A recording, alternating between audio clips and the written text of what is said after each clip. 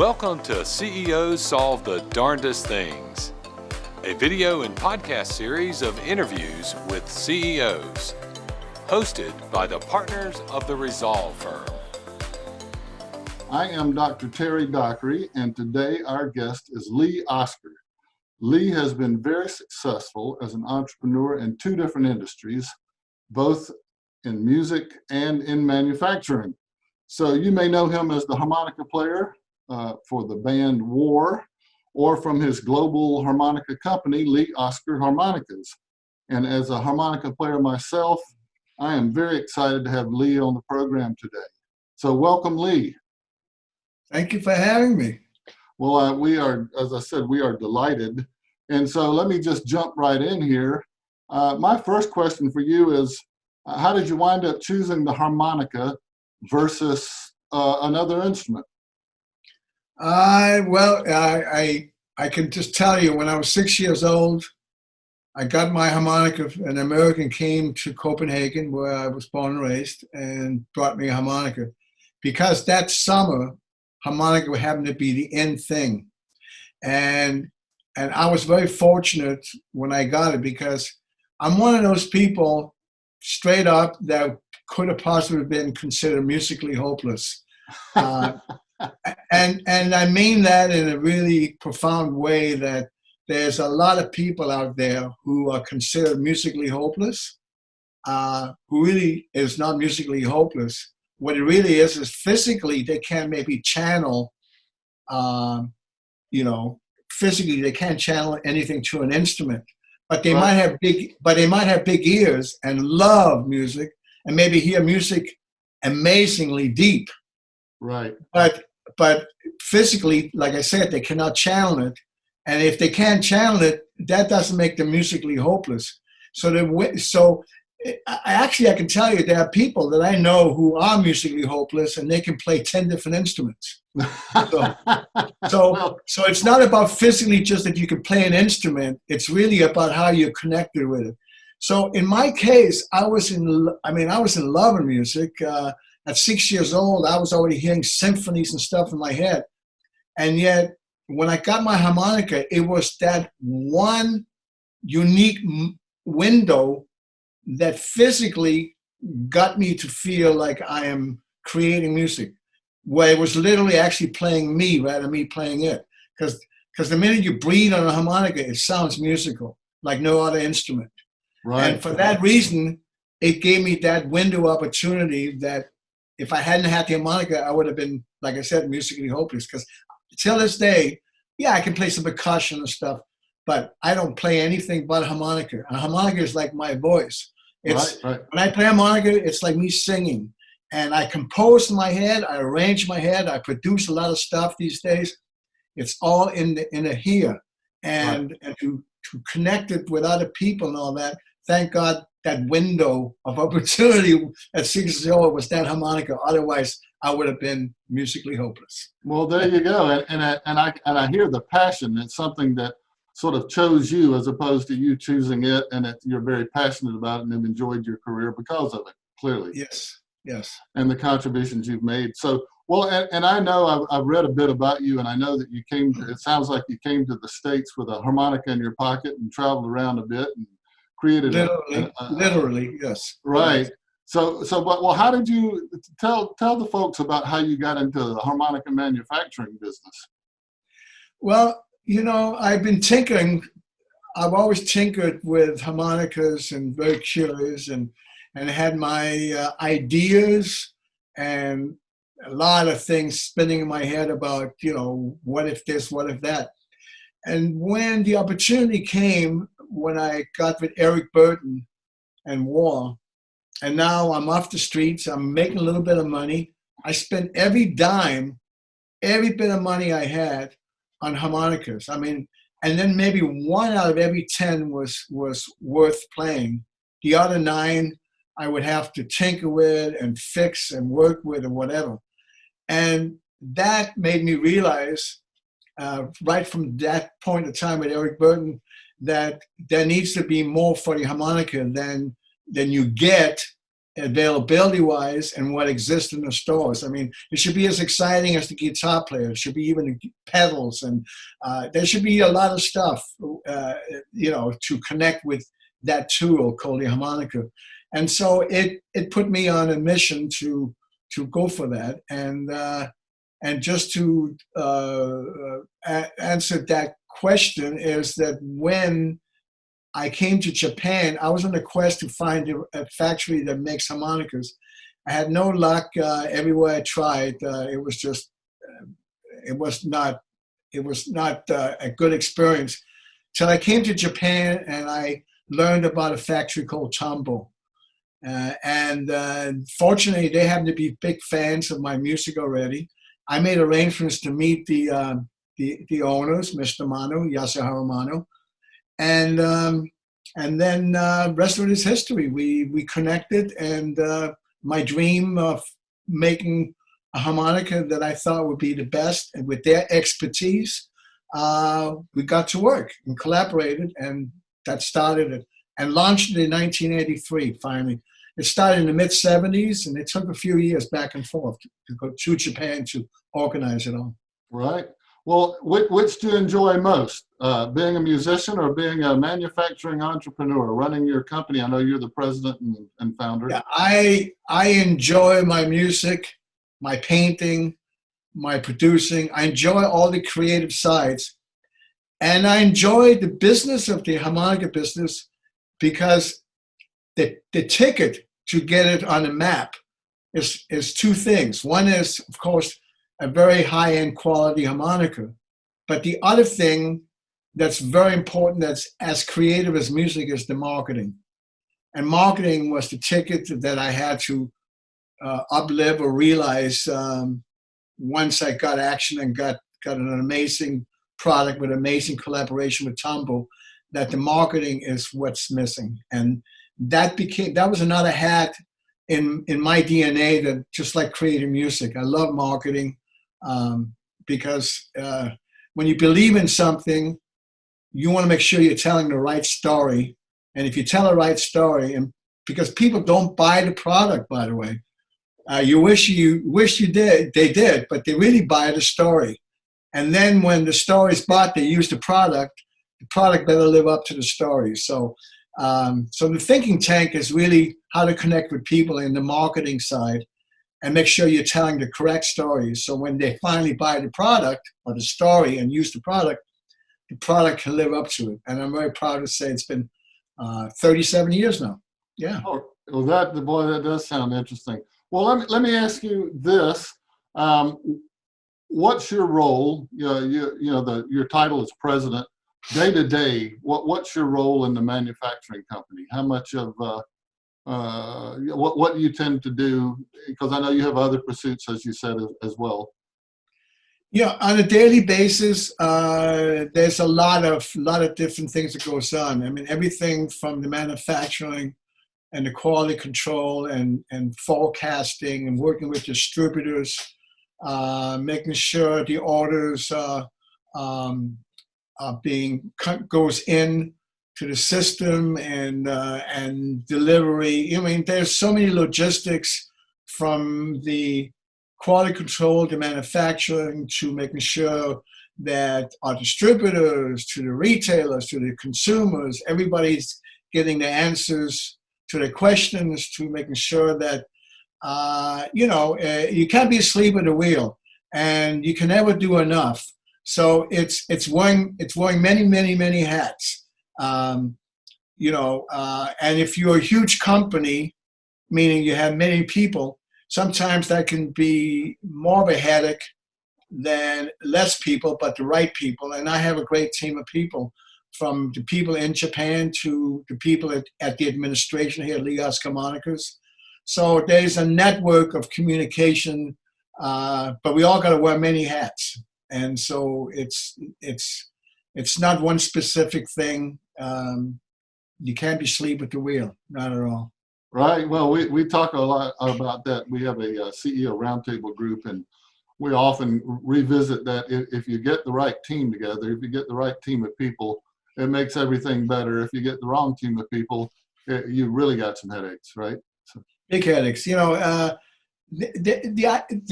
bottom line is it's like a musical. It's either an or a ba. Or one on the end. It's that you have many great ideas, and you take them and you put the ideas into something tangible.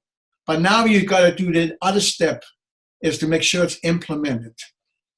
And salespeople are like, to me, is like the builder. The marketing people is like the architect. So if you were to build a house, the builder will tell you, the builder will say, yeah, I can build this house. And so many times people will make the mistake of hiring the builder to build a house, like hiring a sales guy to sell the harmonicas. But if you want to do it right, the thinking tank is the marketing. The thinking tank is the architect. You get an architect to do the blueprint, and then you give that story, just like the marketing is the architect. You give that blueprint to your builder or to your salesperson. So the salesperson will, at the end of the day, who wants just to sell, will sell the right story. So an example is, when I came out of my system, the Lee Oskar harmonicas, those interchangeable reed plates, it was a nightmare when I found out a sales guy went out there and sold people the idea that you can change your reed plates, as if you're on stage playing, and here's another song, and he's going to start changing your reed plates. So there's a very fine line in how somebody can be excited about the system and still create a nightmare story. So the finesse in representing our product as an architect, or as the marketing, as telling the right story, that really reflects and represents the product, is always a narrative that you're going to make sure you implement the right messages at all given times. Right. Well, and that's a great example of, in our company, we call them business challenges or business conundrums. And that's our pitch. We resolve business conundrums. So that sounds like one of the ones you had to resolve on your way to making your company successful. Any other big challenges or conundrums that come to mind that may have been something along the way that really you didn't anticipate but had to deal with to get where you are now?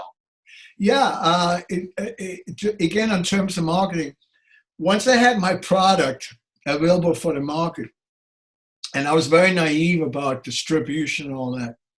I remember I went into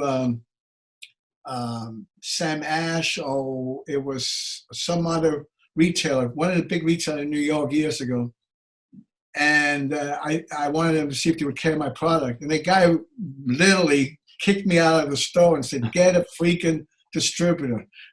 And so what was really a setback for me is, here I have a product, and I realized, because I didn't have money, I thought you needed to do a lot of advertising. And it's very interesting. If I had all the money in the world to spend on advertising, I would have gone the wrong way.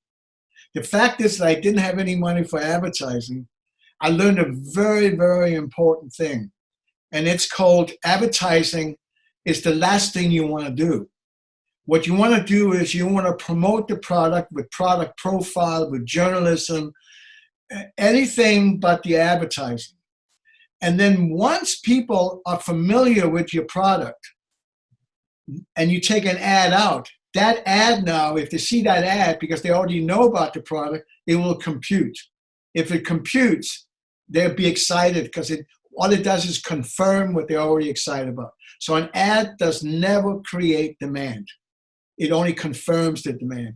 That was a huge thing that I learned in my experiences in trying to launch my product. Is that right? Anything else that comes to mind on conundrums in terms that would be helpful to other entrepreneurs on their entrepreneurial journey? Big challenges or conundrums that you had to overcome? I can tell you, if I was not totally in it from my heart, I would not have succeeded. I call it VIP, but it stands for vision, innovate, and persistence. I sat next to a gentleman on an airplane years ago from Australia, and he pointed out to me VIP. And man, that really connected. Vision, innovate, persistence. Most people do not start with their own vision. They start with something innovative, something, oh, people make money in this, let's do that. But if you're not in it from your own heart, if it's not from your own vision, it's very difficult to be persistent, because in any ride, whether even a successful ride, it's going to have ups and downs. And it's very difficult to tolerate the downs if your vision is not in it, if your heart is not in it. So long-term greed is a good thing. Everything is greed. Everything is greed. But if it's short-term greed, you ain't going to make it. If it's long-term greed, that means you got to be honest, have integrity. You got to really believe and don't compromise your beliefs. You know, I mean, life is too short, and don't do something that, because no matter what it is, it's going to take 100% energy. There's no way you can put that into it unless you really believe in it. Right, makes sense. Well, lastly, as you look to the future, near future, do you see any trends that you're paying attention to that might affect your business model? What do you see coming down the pike that you feel like you need to be paying attention to that might shape either the music industry or the manufacturing industry? I don't look at that I ever going to be defeated. I do look at that things change as we are going through a time right now, a crisis right now, that's going to probably create a new normal. Right. If we didn't have the internet, you and I wouldn't be talking right now. If we didn't have the internet, there would be horrific things beyond even what this crisis right now makes people feel. Because we have technology that is profoundly amazing for the music business or for any business, anything. To the fact is we have ways to communicate. And it's already been a trend. If you remember back, you know, it's like the mail order. Mail order was already a conflict to retailers. And then mail order, you know, became, people get used to doing mail order. Then it became the e-com. And e-com is a huge way of people, you know, interacting, buying online and that, more and more and more. So we've already gotten used to a certain amount of this new technology. We've already applied it a lot in our daily life. And so with a crisis like this, I see people, you know, thinking outside the box, perhaps. Okay, the musicians don't have gigs. It's terrible. A lot of the business, I mean, the business is screwed right now in what was the normal way. But people are resilient, and people are going to be creative. And right now, it's no brainer that just to do music online, do with your little cell phones, and people are creating things. So there's a lot of things, I think, that pushing us in a certain direction that is going to overcome what was the normal. And you know, and if we stay creative and innovative and think outside the box, nothing is going to stop the DNA in human beings. I mean, you can take away my life, but you can't take away my music, because that's just social. We have social behaviors that we need each other. And the fact that we are physically away from each other is a conflict to the nature of us. But what kind of balances it out is just like I'm talking to you right now. And I'm pouring my heart out, and you're not even in the same room, so to speak, but you are in this virtual reality. Right, right. Well, yeah, I appreciate you taking the time to be with us today. If you don't mind, I'm going to stop the recording, but if you don't mind sticking around just a minute to debrief. And once again, thanks a lot. And being a huge fan of your music and of your harmonicas and all the accessories that come with it. Just thanks for your contribution. My pleasure. And if I may just say one thing. Sure. From the music side of me, I am I am more inspired and doing more today than I have done in the past that you may know about me. I am so freaking excited about the new projects I'm getting ready to launch, producing other people as well as myself. So, man, I'm 72 years old and I feel like I'm just getting started. That's great.